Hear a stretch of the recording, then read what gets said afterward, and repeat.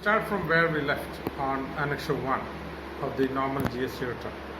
Annexure 1, obviously, as you are crystal clear by now, is all about your sales. So all the sales details you file in Annexure 1. And we have seen the first few rows and columns of Annexure 1. Now let's check out the rest. Move on to the slides. So the next few rows you fill up with exports that you made which are taxable with payment of tax, followed by exports without payment of tax, followed by supplies to special economic zones. As you may be aware, special economic zones are actually segregated zones in the country, within the country, where export-oriented units are located. Your supply to special economic zone units are considered or deemed to be exports. Okay. So within this you have two categories. One is supplies to special economic zone units or special economic zone developers. Means special economic zones may be developed by one large company and many units may occupy one zone. So that is units and developers. Deemed exports means you are supplying your products to, or you are selling your products to a company which is an export oriented unit. So your supply to this particular company is treated as exports or deemed as exports. This is called deemed exports. Moving down.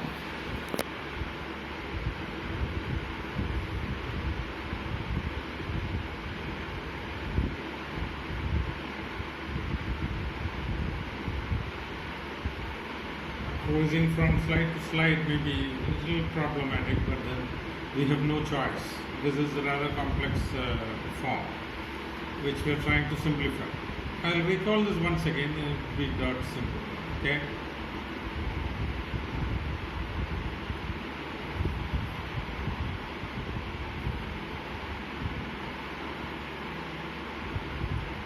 Okay. The next few rows in your Annexure 1 is inward supplies which invite reverse charge. What that means is we got to discuss at length. We will do it in another class. So the next few rows in your Annexure 1 is all about inward supplies which attract reverse charge. I would explain exactly what that means. Okay, and the next few rows is about import of services, then import of goods, followed by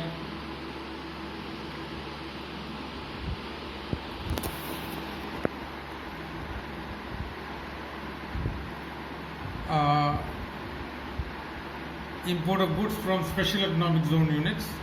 Okay, and then the next few rows are dedicated to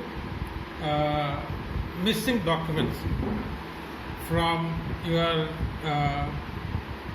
earlier returns. You know, if you had missed out on any document in your earlier returns.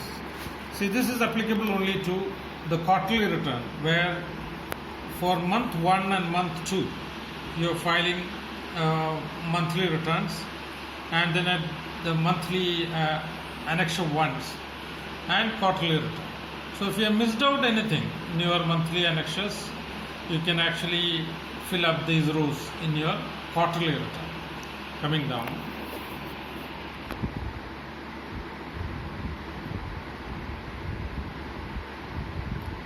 The last entry in this is details of supplies made through e-com companies. So please note, if you have made any sale to an e-com company, you got to make sure that the e-com company's GSTI number is clearly mentioned and the sales details are filled in a separate table in your Annexure 1.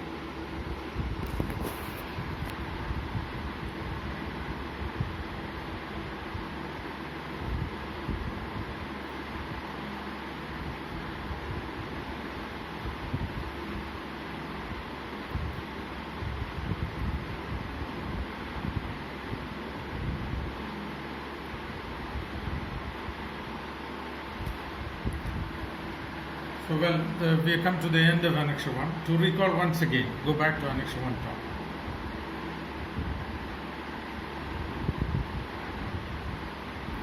So just to recall, Annex 1 is all about your sales details. It's a very simple form where what you do is fill up your GST number. The GST network fills your legal name, trade name, your automated return number, date of filing, etc. is filled by the GST network, and then you proceed filling up the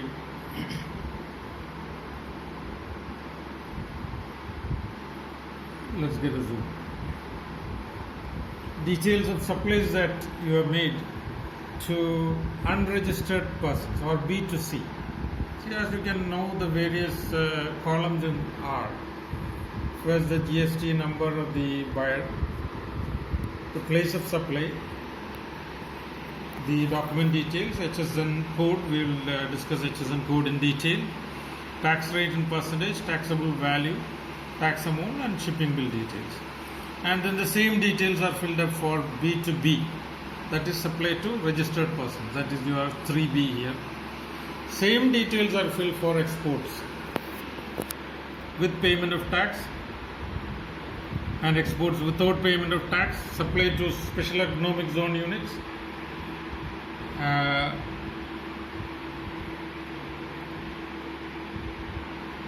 supplies to deemed exports, which are actually supplies that you make to companies which are engaged in exports. We have certain bottlenecks because we are operating through a complex form. Okay? And then the next set of tables in Annex 1 is